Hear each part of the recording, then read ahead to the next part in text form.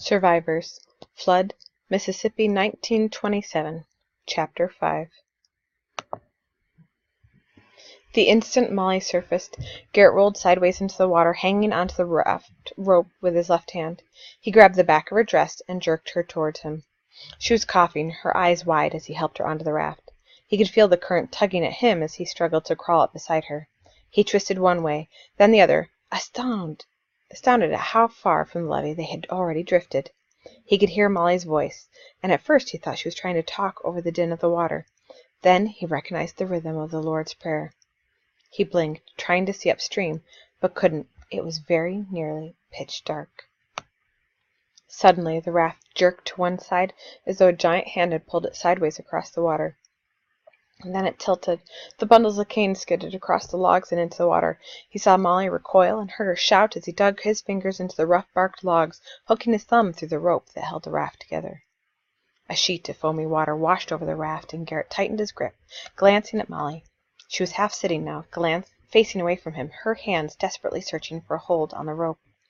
The raft spun halfway around, and Garrett was looking downstream again. He hung on, fighting a sick fear in the pit of his stomach. It had all happened so fast. A sharp pain in his right wrist startled him, and he looked down. His arm was bent awkwardly over his pole. He had hung on to it instinctively. "Your pole!" he shouted at Molly. "Did we lose it?" He saw her wrench around, looking wildly, to one side, then the other, one hand anchored in the rope.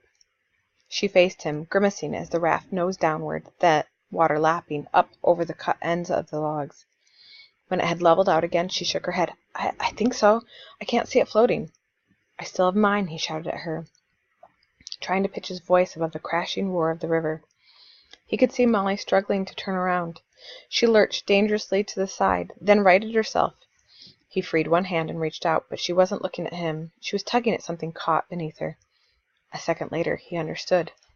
Her sack. "We still have this," she said, her voice raw and uneven. "We'll be all right," he shouted, hoping that she couldn't hear how scared he was. He reworked his grip on the raft ropes, trembling so hard he could barely slide his thumb back through. "How far do you think we've gone?" Molly shouted. Garrett looked up. It was impossible to see past the top of the levee in the dark. Along the horizon, lightning flickered. The roaring suddenly intensified. Garrett tightened his fingers and looked around, trying to understand what was happening. A brilliant flash of blue-white light snaked across the sky, lighting up the storm of the world. Thunder, Garrett realized. He was hearing thunder above the sound of the river. Lightning flashed again, and Garrett saw Molly's face for an instant, strained and scared. The thunder rolled again, just as the raft slewed sideways, slipping down an incline where a strong current from beneath the surface had bulged upward. "Garrett!" He saw her arm flail at the air and heard her shout something else that he couldn't understand. She had lost her hold and was half sliding, half rolling toward the water. Garrett lurched forward and caught at her shoulder, dragging her back toward him. She struggled for a hold on the slippery logs. Garrett waited until she had steadied herself, then let go. They both lay still for a few moments, and Garrett could hear her ragged breathing even above the river. The lightning exploded above them once more. In the stark light, Garrett saw Molly raise her head. "I want to tie this to the rope," she shouted unevenly, showing him the sack clutched in her right hand. "But you have to hold me steady." "Ready?" He looped his arm around hers. She scooted sideways, positioning the bag in front of her. Then she released the rope. Garrett could feel her shaking as she clumsily knotted the bag to the rope. The pitching of the raft forced her to stop 3 or 4 times.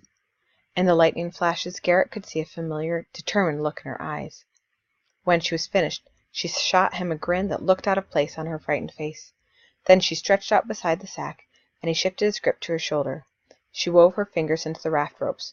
"Okay," she shouted after a few seconds. "I'm all right now." Garrett released his hold on her shoulder and turned back onto his stomach, grateful to be able to hang on with both hands again. The raft moved beneath them violently, rising and falling on the water. Thunder rumbled again, and Garrett flinched, flattening himself against the wet logs. Lightning split the sky. The crack of the thunder that followed it was so loud he had to fight the impulse to cover his ears. The river suddenly dropped from underneath the raft, and they fell straight downward. Molly screamed, and Garrett cried out. An instant later, the river shoved itself upward again and caught them. Garrett's head snapped forward, and with the force of their landing, he felt his teeth clack together painfully. The sky sparkled with light once more, and the thunder that chased it was almost deafening. Garrett tried to shout to Molly to hang on, but his words were lost in the rising wall of sound that came from the river, the storm, and the sudden sheet of rain that began to fall. The water from the sky was colder than the water that splashed up between the logs of the raft. Garrett clung to his handhold and blinked, muting the next flash of lightning into a blood-colored glow. It was better that way, less terrifying. He squeezed his eyes tighter, dimming the lightning to a soft gray. But there was nothing he could do to keep the crashing tear of the thunder out of his ears. Once he thought he heard Molly crying, and he reached out blindly to squeeze her hand. She moved closer to him, and he was grateful. For a long time he simply pressed himself against the logs, trying to hide from the reaching, stark white fingers of the lightning. Garrett wasn't sure when the sound of the water changed. He opened his eyes. Astonished, he looked out across the shining surface of the river. He pulled himself forward, propping himself up on his elbows to be able to see better. Molly's head was still down. The clouds had lifted and the rain had stopped. Now, shining from the east, was a gibbous moon. Its light silvered everything, changing the water from a seething brown to the color of stars. "Molly!"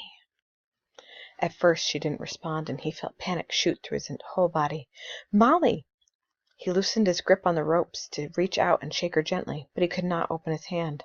"Molly, are you all right?" She stirred and then raised her head. He managed to nudge her shoulder with his numb fingers. "The storm is over." She nodded, looking like a child waking from a long night of nightmares. He tried flexing his hand and managed to move his fingers a little. He half sat, working his thumb back and forth, feeling a tingling beneath his skin. His other hand had to be just as bad, but he was afraid to let go. The water beneath the raft rose and fell, jolting them. Garrett bent his legs to ease the pressure of the rough logs and reached down to cup his aching hand over his knee. Pressing against his leg, he managed to straighten his fingers, and was amazed at how much it hurt. "How are we ever going to get home?" Molly asked, just loudly enough for him to hear her over the rushing water. He didn't answer her because he had no idea what to say. He was only sure of two things. He did not want to die. He did not want Molly to die.